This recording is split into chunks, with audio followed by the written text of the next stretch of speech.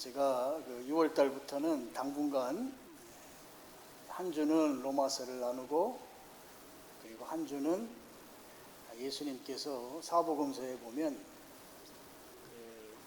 아픈 분들 치유한 내용들이 나와요.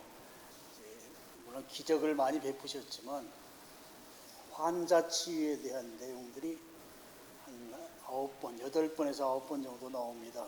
제가 완전히 체크를 안 해봤습니다만, 그래서 한 주는 로마서하고 한 주는 예수님의 그 치유한 치유 내용들을 말씀으로 나누고자 합니다. 왜 그렇게 하는가 하면 우리 교회에 아프신 분들이 꽤 여러 분 계세요. 그래서 말씀이, 치유의 말씀이 교회에서 선포될 때 하나님께서 우리를 사랑하셔서 치유의 은혜를 베풀어 주실 것을 기대하고, 또 실제적으로 이렇게 역사할 것을 믿으면서 이렇게 격주로 말씀을 나누려고 합니다. 그래서 사복음서에 나오는 예수님의 그 치유 기사를 전체적으로 다 쭉 격주로 좀 나누려고 이렇게 계획을 바꿨습니다. 원래는 로마서를 쭉 하려고 하다가 아프신 분들이 나아야 되잖아요. 나아야 되는데 병원에 가서도 안 되는 그런 힘든 분들이 꽤 계세요. 그러면 그분들은 하나님이 하셔야 된단 말이에요. 하나님은 우리를 지으신 분이십니다. 그래서 지으셨기 때문에 고치는 것은 지으신 분보다 더 잘할 분이 없어요. 있습니까? 네. 그래서 그런 은혜를 기대하면서 말씀을 나누려고 그렇게 생각을 바꿨습니다. 여러분, 저는 그 간절함이 있어요. 우리 교회 안에 하나님이 그런 치유의 은혜를 베푸셔서 하나님의 그 살아계신 것이 성도들이 눈으로 볼 수 있도록 그런 은혜가 있기를. 우리가 믿는 하나님은 그냥 이 문서 속에 갇혀 있는 하나님이 아니란 말이에요. 살아서 아주 생동감 있게 역사하시는, 능력을 베푸시는 그 하나님이십니다. 그 하나님이 역사하는 교회가 되도록 이렇게 여러분 기적을 기대하면서, 하나님의 치유하심을 기대하면서 6월 달부터는 그렇게 말씀을 나눌 계획을 가지고 있습니다. 자, 오늘은 로마서 1절부터 3절까지 말씀인데요. 우리말 성경은 좀 특이하게 1절과 2절을 나눠놓지 않았어요. 왜 안 나눠놓는가 자료를 찾아보니까 원래 처음 쓰인 그 헬라 성경이 헬라어이거든요. 이렇게 활자화된 첫 번째 문서 성경이 이제 헬라어란 말이에요. 헬라어가 1절과 2절이 문장이 하나입니다. 한 문장으로 되어 있어서 우리말 성경은 그 헬라어 성경의 한 문장으로 되어 있어서 1절과 2절을 나누지 않고 있어요. 그런데 아이러니하게도 저는 이제 헬라어 성경을 보고 있거든요. 헬라어 성경을 제가 보니까 1절과 2절이 헬라어 성경을 또 나눠놨어요. 그럼 헬라어 성경만 나눠놨는가 하면 아주 유명한 영어 성경들도 대부분 다 1절과 2절을 나눠놨습니다.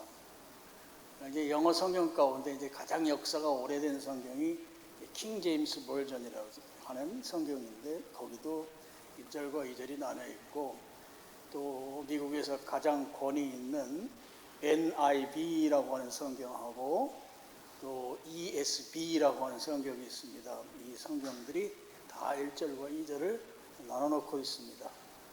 그럼 이제 1절과 2절을 어떻게 나눠 놨는가?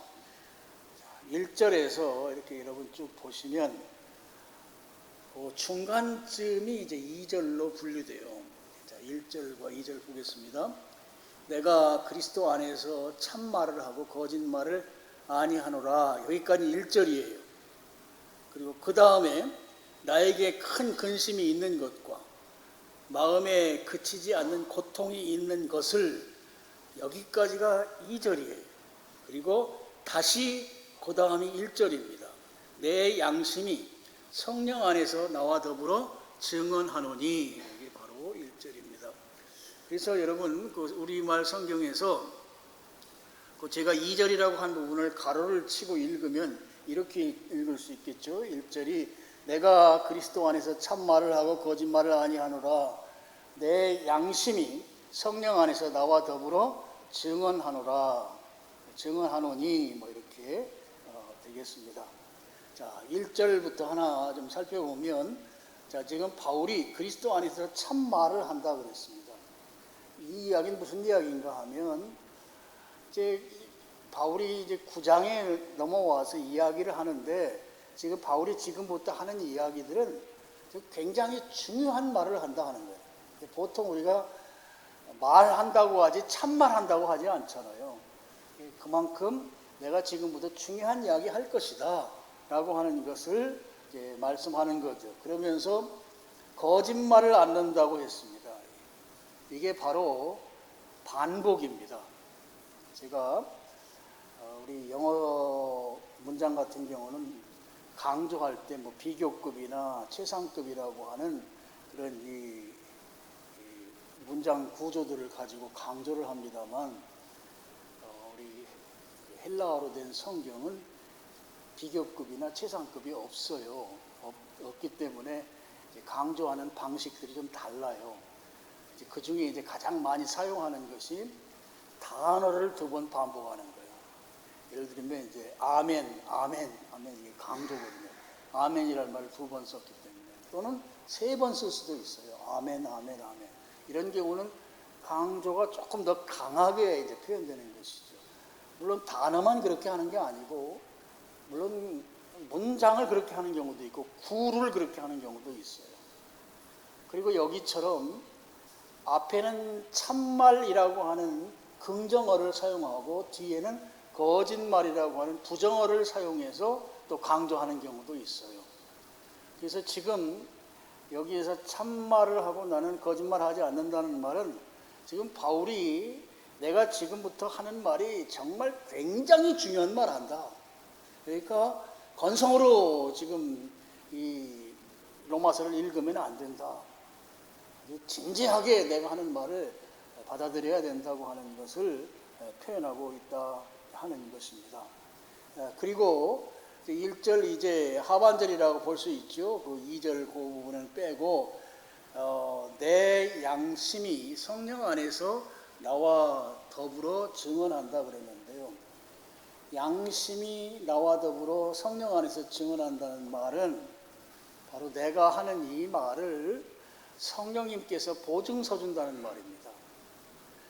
그러니까 지금 하는 말이 그냥 인간의 언어 정도가 아니고 성령님께서 보증서 줄 만큼 그만큼 영적으로 분명하고 확신 있는 그런 말을 지금 내가 한다라고 하는 것이죠.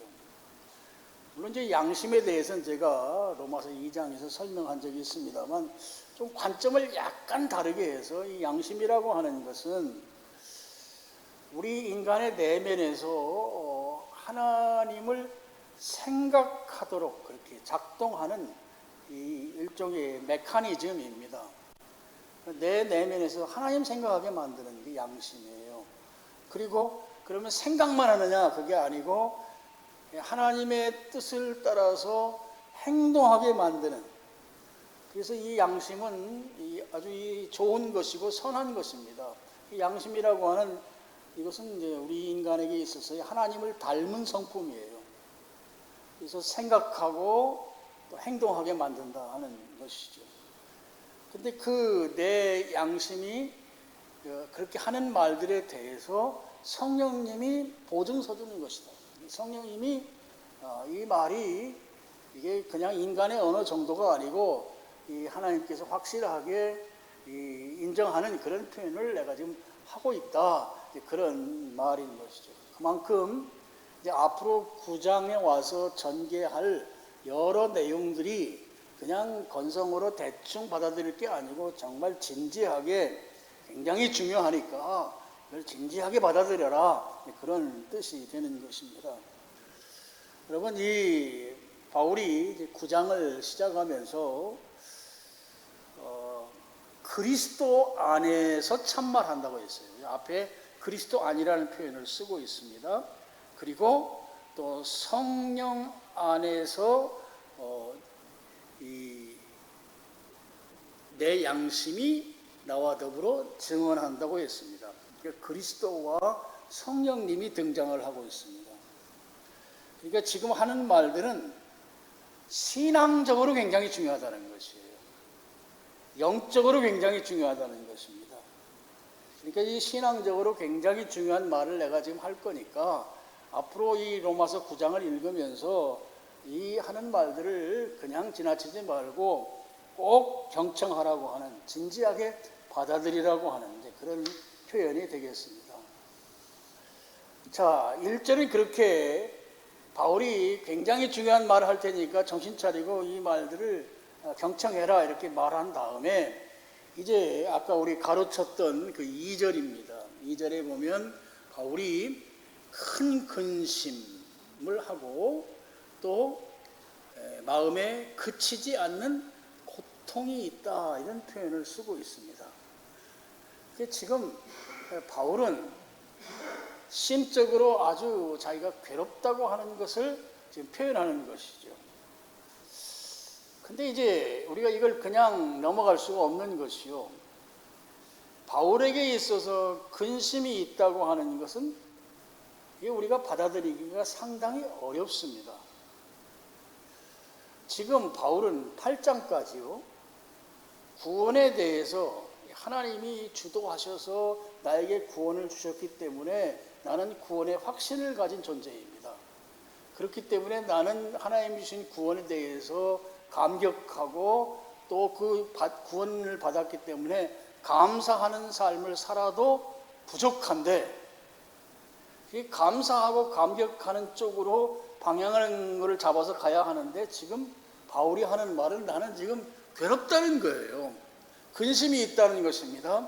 고통이 있다고 지금 그렇게 호소하고 있는 것입니다. 그러니 그렇게 말하고 있는 이 바울의 태도가 굉장히 의아하다 하는 것입니다. 여러분, 우리가 성경을 읽어보면 이 근심하지 말라고 하는 표현이 참으로 많이 성경에 나옵니다.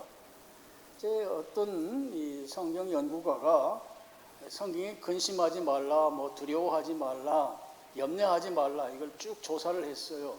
조사를 해보니까 그 횟수가 300번도 훨씬 넘을 만큼 그런 표현들이 나온다고 하는 거예요.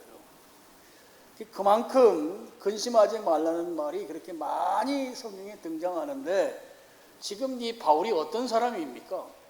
그야말로 위대한 당시 영적인 지도자 아닙니까? 그런 지도자가 지금 뜬금없이 무슨 근심을 한단 말입니까? 그러니까 우리가 이걸 그냥 받아들이기가 결코 쉽지 않다고 하는 것이죠. 자, 지금 여기까지 와서 우리가 좀 생각해 볼 게 있어요. 자, 성경에는 근심하지 말라는 표현들이 수백 번 나온다 하는 거예요. 그런데 바울은 더군다나 이 위대한 영적인 지도자가 지금 근심하고 있다고 하는, 괴롭다고 하는 이야기를 지금 성경에 기록해 놓고 있습니다. 자, 그러면 이건 상당히 모순적인 지금 태도를 보이는 거죠. 바울도 성도들에게 근심하지 말라, 걱정하지 말라고 하는 말을 했던 그런 지도자인데 그 지도자가 사람들에겐 그렇게 말을 해놓고 본인은 오히려 근심하고 있단 말이죠. 자, 이런 상황이 지금 오늘 2절이라고 표현한 그 부분에 지금 나온다고 하는 것이죠. 자, 그러면 여기서 우리가 이 근심의 문제를 이렇게 교통정리를 해야 우리가 성경을 읽어가는데 부담이 줄어들게 됩니다. 여러분이 근심이라고 하는 것은 바로 두 종류로 분류해서 우리가 이해하는 것이 오늘 성경에 나오는 이 근심을 우리가 제대로 받아들일 수가 있다 하는 것이죠. 근심을 둘로 나눠서 보자 하는 거예요. 그럼 이 둘로 나눴을 때의 근심, 간단합니다. 하나는 우리가 하면 안 되는 근심이 있고, 또 하나는 해도 되는 그런 근심이 있습니다. 하면 안 되는 근심과 해도 되는 근심이 있다고 하는 거죠. 고린도후서 7장 10절을 한번 보시죠. 거기에 보면, 스크린 보시고요. 여기에 보면 하나님과 연관된 근심과 세상 근심으로 이 둘로 나눠서 설명하고 있어요. 자, 같이 읽겠습니다. 시작. 하나님의 뜻대로 하는 근심은 후회할 것이 없는 구원에 이르게 하는 회개를 이루는 것이요, 세상 근심은 사망을 이루는 것이니라. 하나님의 뜻대로 하는 근심과 세상 근심으로 근심을 둘로 나눠서 이제 이 고린도후서, 역시 바울이 기록한 성경이죠. 거기에서 그렇게 설명을 하고 있습니다. 자, 하나님의 뜻대로 하는 근심, 간략하게 설명하면 이런 것입니다. 사도행전 2장에 보면 이런 베드로가 설교를 했을 때 그 설교를 들은 유대인들이 그 예루살렘에서 설교를 듣고 마음이 찔리기 시작했어요. 양심의 가책을 느꼈다고요. 가책을 느끼면서 그들이 뭐라고 표현하는가 하면, 형제여, 우리가 이 상황에서 어떻게 해야 할 것인가? 우리가 어찌할꼬? 마음의 이 찔림을 통해서 우리가 어떤 처신을 해야 하냐고 호소하는 장면이 나와요. 이때 그 마음이 찔린다고 하는 이 부분이 바로 하나님의 뜻대로 하는 근심인 것이죠. 그것에 의해서 그들은 그 근심을 통해서 구원에 이르게 된다고 하는 것을 알 수가 있고요. 여러분, 이 세상 근심, 우리가 살아가면서 하게 되는 근심, 이 근심은 결국 사망에 이르게 된다 하는 것이죠. 우리 성경 구절, 여러분이 잘 아는 성경 구절인데요. 잠언 17장 22절입니다. 여기도 한번 같이 읽겠습니다. 시작.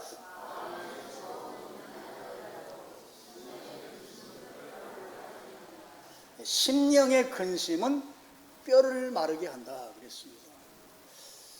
자, 이 뼈라고 하는 게 우리의 몸의 지체인데요. 근데 이 뼈 그 안에는 골수가 있어요.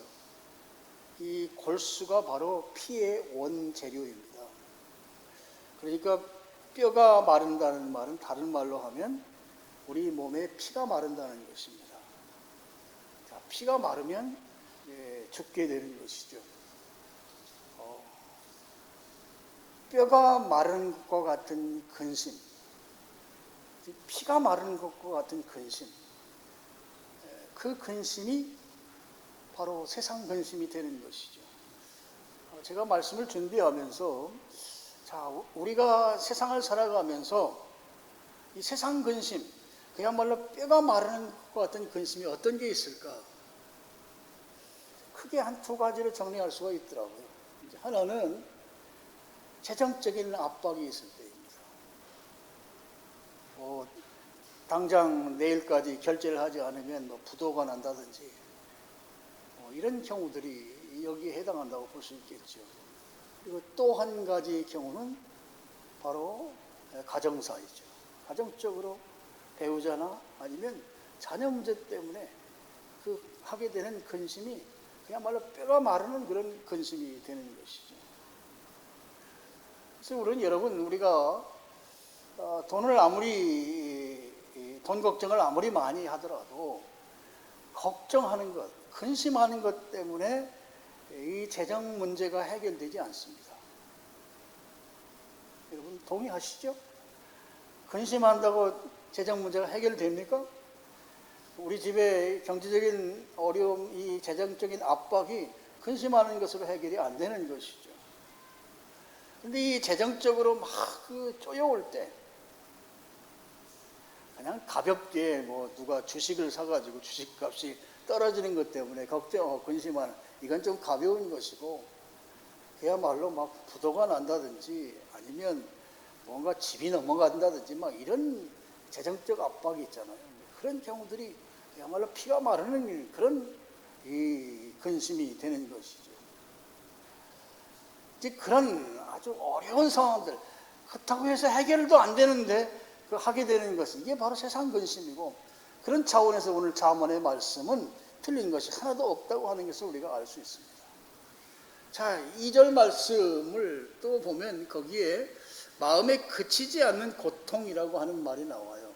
이 말은 무슨 의미인가 하면 지금 이 바울이 지금 자기의 동족인 유대인들의 구원 문제를 지금 고민하고 있거든요. 구원 문제 때문에 지금 이제 9장 내용이 기록이 되었는데, 지금 이 자기의 동족인 유대인들이 하나님 앞으로 돌아오기는커녕 하나님으로부터 멀어지는 그 모습을 보고, 지금 그 모습을 보면서 바울이 지금 견딜 수 없는 심정을 갖게 된 거예요. 이게 바로 이 마음에 그치지 않는 고통인 것이죠. 근데 이 바울은 어디까지 가는가 하면, 지금 사람들이 하나님께로 예수님을 믿는 신자의 자리로 오지 아니하고 이 떠나고 있는 것이 바로 본인 당사자 바울 때문에 지금 그렇다고 생각하는 것입니다. 내가 잘했으면 어떻게 나의 동족들이 예수님을 믿지 않을 수 있겠는가? 내가 이게 왼수 같은 존재다 하면서 그것 때문에 지금 괴로워하는 거죠. 그런 그 양심의 가책이 바로 마음에 그치지 않는 고통인 것이다 하는 것입니다. 자, 그러면 바울이 지금 마음에 근심하고 또 그치지 않는 고통을 하는 이유가 무엇인가? 바로 3절에 그 내용이 나와 있습니다. 3절, 나의 형제 곧 골육의 친척을 위하여. 이 골육이라고 하면 바로 아주 가까운 그 혈족을 말하는데요. 보통은 우리나라 촌수 관계로 따지면 한 3촌 이내의 경우에 이 골육이라고 표현한다고 합니다. 그러니까 가까운 가족이 되는 것이죠. 골육의 친척을 위하여 내 자신이 저주를 받아 그리스도에게서 끊어질지라도 원하는 바다. 지금 바울이 근심하고 고통하는 것은 지금 형제, 골육의 친척, 아주 가까운 혈족이 예수님 믿는 것, 이제 구원받는 그 문제 때문에 지금 바울이 근심하고 고통하고 있다 하는 거예요. 바울은 어떻게 말하는가 하면, 그 형제 골육 친척이 예수님을 믿기만 한다고 하면 나는 지옥 가도 괜찮다고 하는 거예요. 이게 참 굉장한 표현입니다. 정말 충격적인 표현이죠. 나는 지옥에 가더라도, 그러니까 그리스도에게서 끊어질지라도 내 형제가 그리스도께로 돌아온다고 하면 나는 그걸로 족하다 하는 것이죠. 그만큼 바울은 자기 동족이 예수님 안으로 돌아오는 것에 대해서 간절한 마음이 있었다고 하는 것입니다. 여러분, 오늘 우리들도 마찬가지. 바울이 영혼을 사랑하는데 자기의 목숨을 내놓을 만큼 사랑했어요. 바울이 말하고 있는 이 형제는 그야말로 그냥 자기의 이촌 관계인 누나, 동생, 오빠, 형을 말하는 게 아니고 자기 이스라엘 유대인들 그 전체 민족을 말하는 거죠. 그들을 향해서 목숨을 내놓을 정도로 그들을 사랑했다 하는 것입니다. 영혼을 사랑하는데 그 영혼 사랑이 목숨을 내놓을 만큼, 근데 오늘 우리가 바울처럼 목숨을 내놓을 만큼 불신자를 향해서 우리의 마음이 그들을 사랑하는 마음을 회복하고 그들을 사랑해야 하는데 우리의 마음이 어디에 있는가? 바울같이 그런 마음을 우리가 가지고 있는가? 한번 자문자답해 보시길 바랍니다. 여러분, 하나님께서 우리를 사랑하셔서 우리를 구원해 주셨어요. 하나님의 은혜, 하나님의 사랑은 정말 좋고 큰 것입니다. 이건 나만 가질 수 없는 것입니다. 그래서 나누어야 합니다. 누구하고 나눠요? 불신자하고 나누는 거예요. 바울은 자기의 목숨을 걸 만큼 그 일에 나섰어요. 우리는 그 수준까지는 못 가더라도 적어도 그 절반 정도는 가야 되지 않겠습니까? 여러분이 사랑을 나눈다고 하는 거요. 이건 아주 신비로운 거예요. 보통 우리가 누구하고 뭘 나눈다고 할 때 내가 10개를 가지고 있으면 그 중에 1개를 다른 사람을 주면 나는 1개가 줄어든 9개를 갖게 되잖아요. 그런데 여기 이 사랑이라고 하는 하나님께서 주신 이 은혜로서의 이 사랑은 남에게 하나를 주면 나는 9이 아니고 12, 13, 15으로 더 늘어난다고 하는 사실이에요. 하나님이 주신 사랑은 지금 나누면 더 커진다고 하는 것입니다. 여러분 이 사실을 믿으시길 축원합니다. 그리고 그것을 받은 사람도 단 하나만 갖는 게 아니에요. 내가 9 가지고 있고 받은 사람이 1을 가지고 있는 게 아니라 동일하게 내가 가진 만큼 이렇게 늘어나는 것이 하나님이 우리에게 주신 은혜이고 사랑이라고 하는 거죠. 그래서 나눌 때 손해보는 게 아니에요. 나누면 늘어나게 되어 있습니다. 나누면 풍성해지게 되어 있습니다.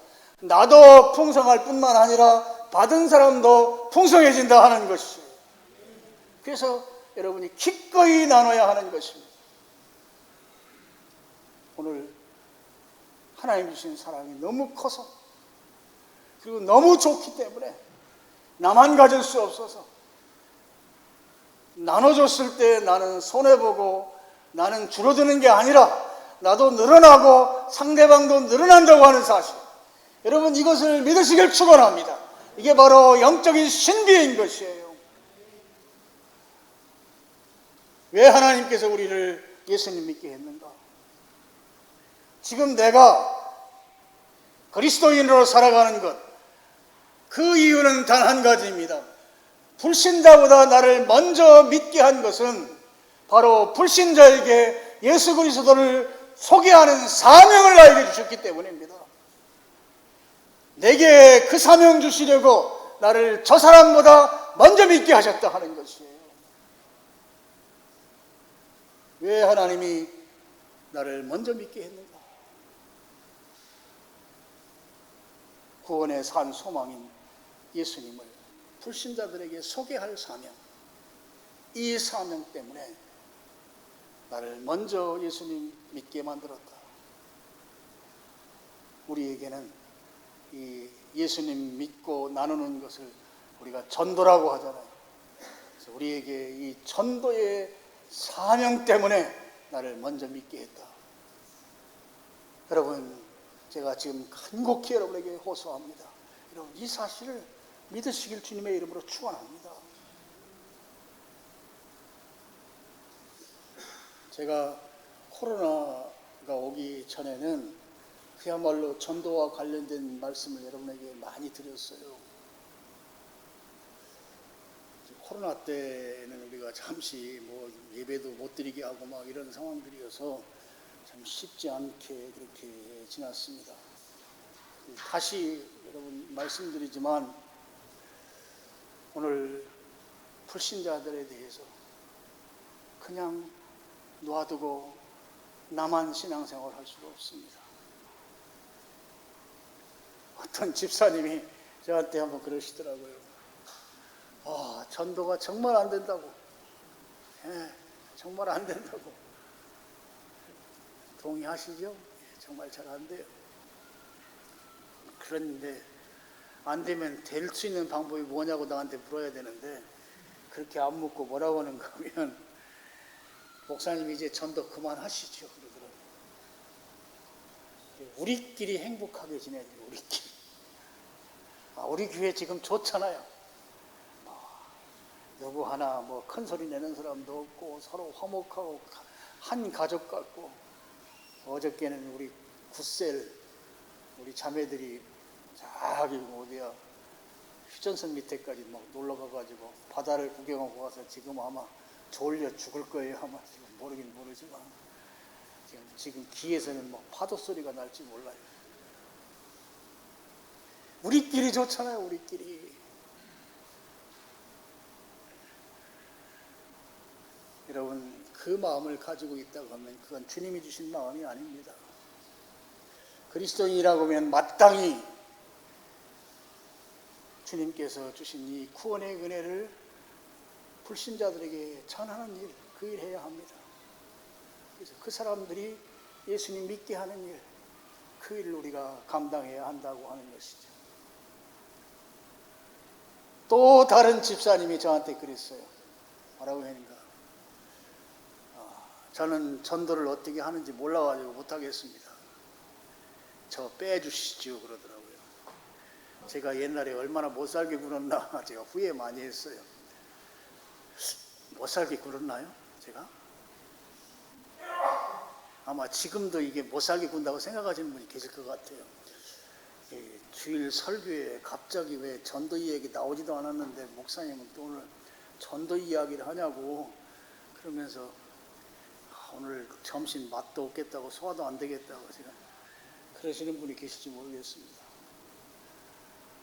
전도할 줄 몰라서 못하겠대요. 여러분 오늘 말씀에 의하면 전도는 방법이나 기술이 아닙니다. 전도는 영혼을 사랑하는 것입니다. 영혼을 사랑하면 전도를 못할 사람이 한 사람도 없는 것이에요. 코로나가 한 3년 정도 했죠. 참 힘든 시기를 보냈습니다. 20명 이상 모이면 안 된다고 막 교회 찾아와가지고 공무원들이 와서 막 체크하고 막 그 부산을 떨었어요. 그렇게 3년 지나고 나서 한 지금 이제 3년 가까이 우리 예배 드리는데 좀 자유로워졌습니다. 근데 코로나 때 많은 분들이 교회를 떠나셨어요. 그럼 지금쯤이면 돌아오셔야 되는데 아직 안 돌아오세요. 안 돌아오면 어떻게 해야 돼요? 우리가 찾아 나서야 합니다. 그래서요, 제가 이제 올 가을에는 제가 우리 연초부터 아주 큰 결심을 했어요. 우리가 빈자리가 너무 많아가지고 제가 하나님 앞에 너무 죄송한 거예요. 그냥 주일 예배 끝나고 나면 마음속에 그냥 뭐 하나 걸려 있어요. 늘 죄송스럽고 참 그냥 목회를 내가 너무 못해가지고 막 이런 상황이 온다고 자책이 되고 막 힘든 시간들을 제가 주일날마다 보내고 있습니다. 그래서 연초에 좀 올해는 가을에 제가 좀 전도하는 일, 특별히 이 조이풀 데이를 좀 해야 되겠다. 근데 아주 큰 결심을 좀 하고 이 일을 좀 했으면 좋겠다. 가을에 합니다. 올가을에. 그래서 여러분 여름 행사, 우리 교회 여름 행사도 마치고 또 여러분들 가족들하고 여름 휴가도 다 다녀온 다음에 마음가짐을 새롭게 하셔서 조이풀 데이를 할 때, 조이풀 데이가 뭔지 모르시는 분들이 계실 건데 그거는 이제 추후에 내가 설명을 드리겠습니다. 교회를 떠나간 분들, 다른 말로 잃어버린 영혼을 다시 교회로 모시는 일을 우리가 올해는 아주 결심하고 또 결심하고 또 결심해서 반드시 예배당에 그분들이 다시 오실 수 있도록 그렇게 좀 하겠습니다. 그래서 가을에 한 2달 정도 아주 집중해서 전도하는데요. 전도하는 그 불신자는 몇 명을 할 건가? 단 한 명입니다. 한 명만. 2명도 안 받아줘요. 한 명만. 근데 우리가 다 좀 했으면 좋겠어요. 한 명만. 우리 성도들 각자 한 분이 한 사람씩 불신자를 우리 교회로 데려오는 거예요. 우리 교회로 모셔오는 거예요. 우리 교회로 모셔올 수 있도록 그렇게 해주시면 좋을 것 같아요. 그래서 지금부터 마음에 좀 준비를 했으면 좋겠습니다. 그래서 코로나 때 교회를 떠나신 분들 또는 우리 교회 안 나오셨던 분들 괜찮아요. 다른 교회 다니다가 지금 방학 중인 사람들 우리가 찾아내서요. 그분들 꼭 우리 교회로 여러분 인도했으면 좋겠습니다. 성도 한 사람이 단 한 명입니다. 나는 두 사람인데요. 두 사람이면 여러분 옆에 분에게 전도할 사람이 있는지 없는지 물어보세요. 없다고 하면 그분에게 양도하세요. 뭐 하시라고요? 양도하시라고요. 그렇게 해서 한 분이 몇 명을 모셔온다고요? 몇 명? 대답을 좀 똑바로 해주세요. 죄송합니다. 몇 명? 왜 안 하세요? 우리 장모님 하셔야지. 몇 명 한다고요? 네, 한 명. 한 명 하셔야 돼요. 우리 교회에 나오시다가 지금 방학이 중인 사람도 가서 모셔오셔야 합니다. 자동차에 태워오시든지 아니면 걸어오기 힘들다 그러면 그분을 등에 우리 같이 치고 이렇게 올 수 있도록 하여튼 올가을에는 꼭 한 분을 같이 예배를 드릴 수 있도록 그렇게 해주시기를 여러분 부탁합니다. 여러분 이를 위해서 우리가 먼저 준비해야 될 것은 바울과 같이 영혼을 사랑하는 마음을 회복하셔야 합니다. 나 자신을 보니까 영혼을 사랑하는 마음이 없다 그러면 그 마음이 생기도록 하나님 앞에 부르짖어야 돼요. 하나님 앞에 그 마음 달라고 기도하셔야 돼요. 그래서 여러분 영혼을 사랑하는 마음이 생기면 세 가지 특징이 생기거든요. 세 가지 특징. 첫 번째는 불신자가 눈에 들어와요. 여기 불신자는 바로 전도 대상자입니다. 여러분 영혼을 사랑하면 전도 대상자가 내 눈에 들어옵니다. 그동안 같이 만나기도 하고 대화도 나눴지만 그동안은 그냥 대화하고 만났던 사람이에요. 근데 이제 영혼을 사랑하고 그 영혼을 주님께로 인도하려고 보니까 그 사람이 전도 대상자로 내 눈에 들어온다고요. 이게 첫 번째 특징입니다. 두 번째 특징은 영혼에 대한 영적인 동정심이 생깁니다. 그 영혼이 불쌍해진다는 거예요. 영적 동정심이 생긴다. 영적 동정심. 그 영혼이 예수님 믿지 않는 것이 불쌍해서 견딜 수가 없는 마음이 생겨요. 이게 영혼을 사랑하는 마음의 두 번째 특징이에요. 세 번째 특징은 그 사람을 주님께로 인도하고 싶은 마음이 생겨요. 그런 간절함이 생긴다고. 주님께로 인도하고 싶은 간절함. 또는 교회로 인도하고 싶은 간절함. 이 간절함이 생깁니다. 이 세 가지 특징이 생깁니다. 영혼을 사랑하는 마음이 회복된 증거. 첫째는 전도 대상자로 내 눈에 들어온다. 그동안 늘 만나던 사람이고 커피도 마시고 했는데 그동안은 그냥 만났던 사람인데 이제는 다르게 눈에 들어오는 거예요. 두 번째는 그 영혼에 대한 불쌍함, 영적 동정심이 생겨요. 세 번째는 주님께로 인도하고 싶은 간절함이 생겨요. 교회로 모시고 싶은 간절함이 생긴다고요. 그러면 그 사람을 주님께로 인도하면 되는 거예요. 지금부터 여러분이 기도하면서 그 영혼을 사랑하는 마음을 회복할 수 있기를 바랍니다.